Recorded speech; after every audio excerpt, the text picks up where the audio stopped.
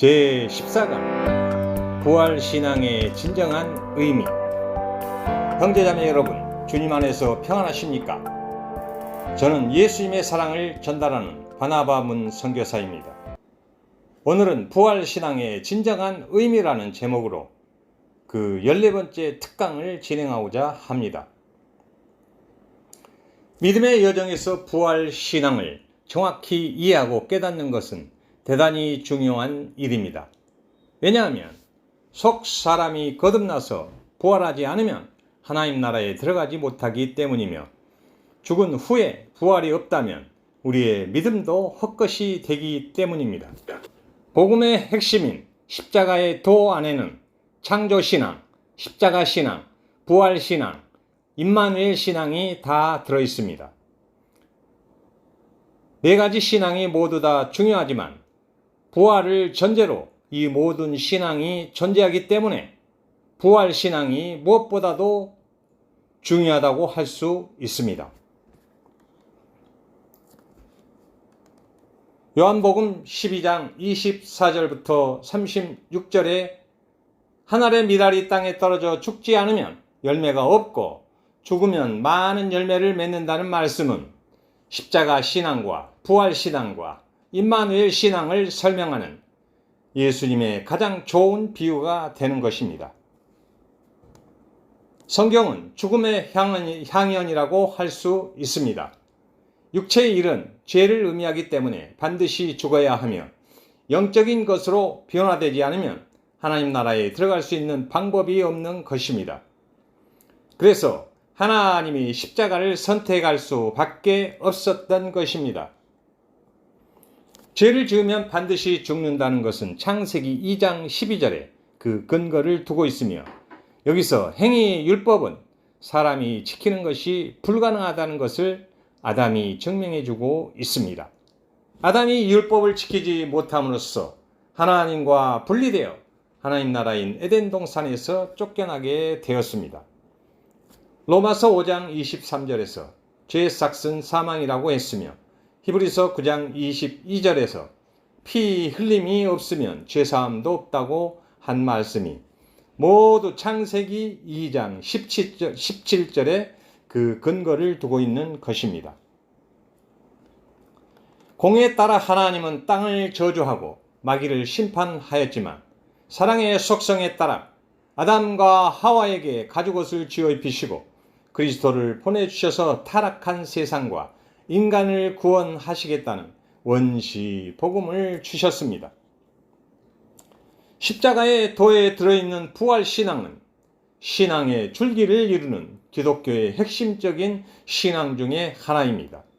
부활신앙은 예수님께서 십자가에서 피 흘려 죽으시고 장사된 지 사흘 만에 사망 권세를 이기시고 신비한 부활체로 다시 살아나신 것을 믿는 신앙입니다.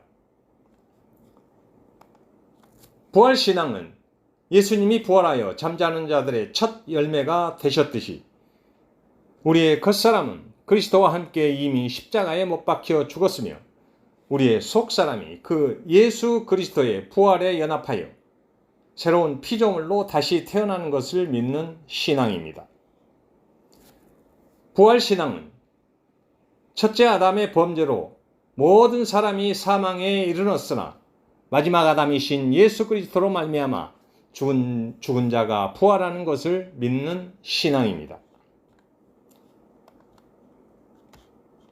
고린도전서 15장 21절부터 22절에서 그러나 이제 그리스도께서 죽은 자 가운데에서 다시 살아나사 잠자는 자들의 첫 열매가 되셨도다.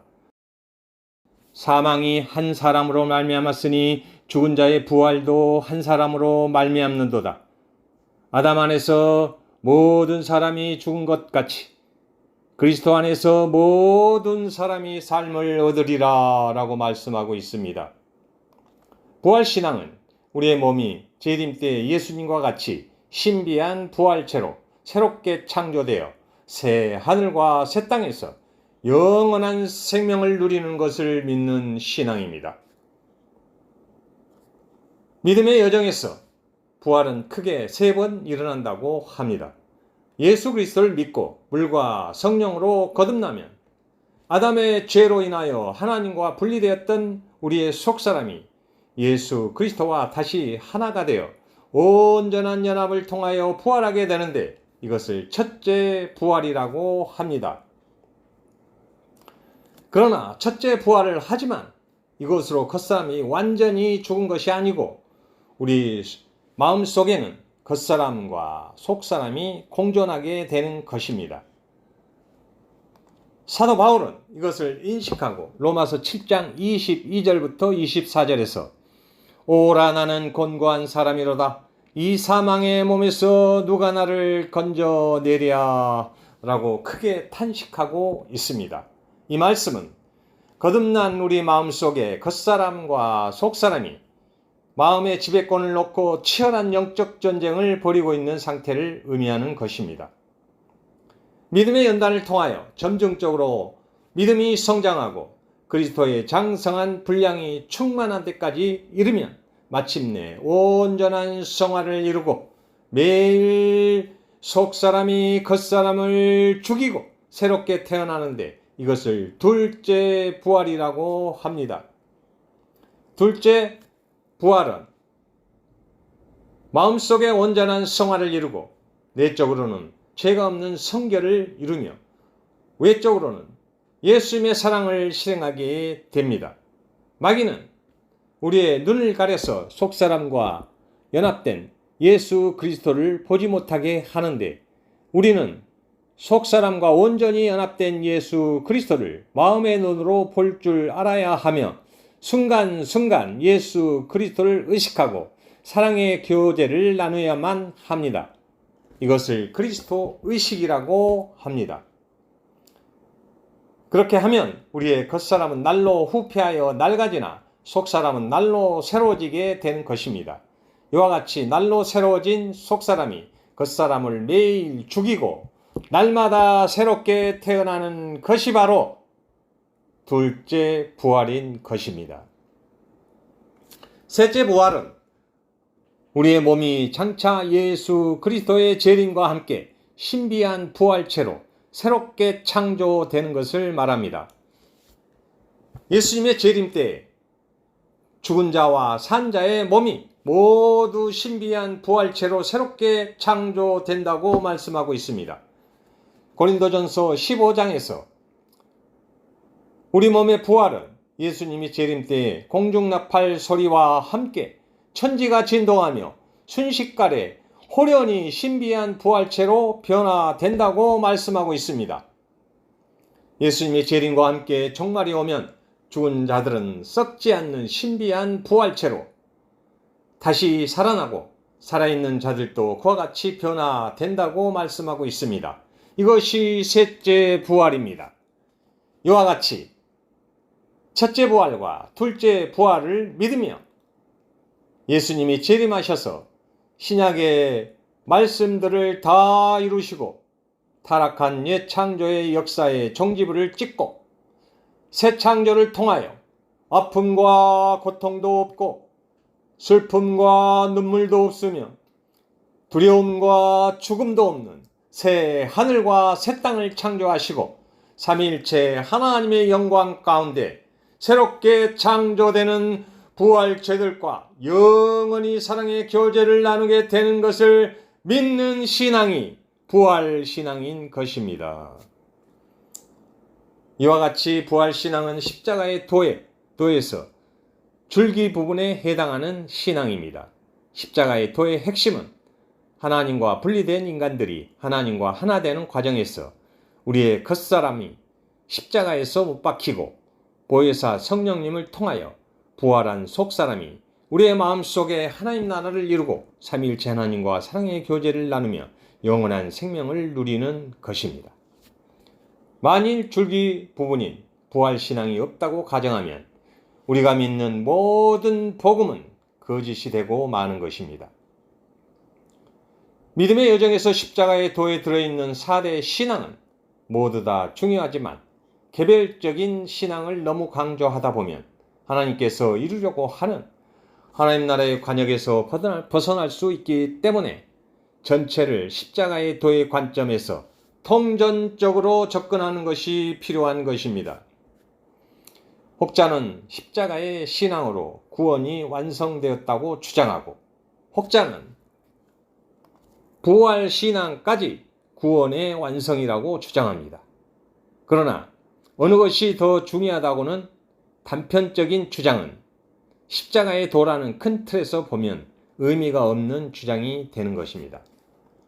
결론적으로 말씀드리면 구원은 앞에서 설명드렸듯이 율법과 복음과 사랑의 관계와 십자가 신앙과 부활 신앙과 임마누엘 신앙과의 관계도 마찬가지로 설명할 수 있습니다.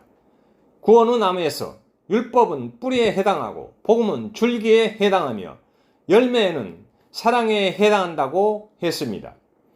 율법과 복음과 사랑의 형태는 다르지만 예수 그리스도 안에서 하나인 것과 마찬가지로 하나님의 구원 사역에서 십자가 신앙은 뿌리 부분에 해당하며 부활 신앙은 줄기에 해당하며 임마누엘 신앙은 열매 부분에 해당하는 것입니다. 이 셋은 하나님의 시간인 카이로스 측면에서 보면 동시에 일어나는 사건이며 우리의 믿음의 분량에 따라 열매의 크기가 다르게 나타날 뿐입니다. 그러므로 십자가 신앙이 더 중요하고 부활 신앙은 덜 중요하다는 주장이나 논리는 참으로 무의미한 논쟁이 되는 것입니다. 이와 같이 부활 신앙에는 삼위일체 하나님의 사랑이 담겨 있습니다. 옛 창조의 모든 피조물들은 에덴 동산을 타락시킨 아담의 원죄의 결과로 재림과 함께 종말을 맞이하게 되며 물과 성령으로 거듭나서 새롭게 창조된 하나님의 자녀들만이 예수 그리스도께서 새롭게 창조하시는 새 하늘과 새 땅에 들어갈 수 있게 되는 것입니다. 새 하늘과 새 땅을 창조하시는 목적은 삼위일체 하나님이 영광을 받으시기 위해서이며 영원육이 완전한 구원을 받은 하나님의 자녀들과 영원한 사랑의 교제를 나누며 하나님의 영광 가운데서 영원한 생명을 누리기 위해서입니다. 이상으로 부활절 특강을 마치도록 하겠습니다. 형제자매 여러분, 그리스도 예수 안에서 여러분을 사랑합니다. 할렐루야.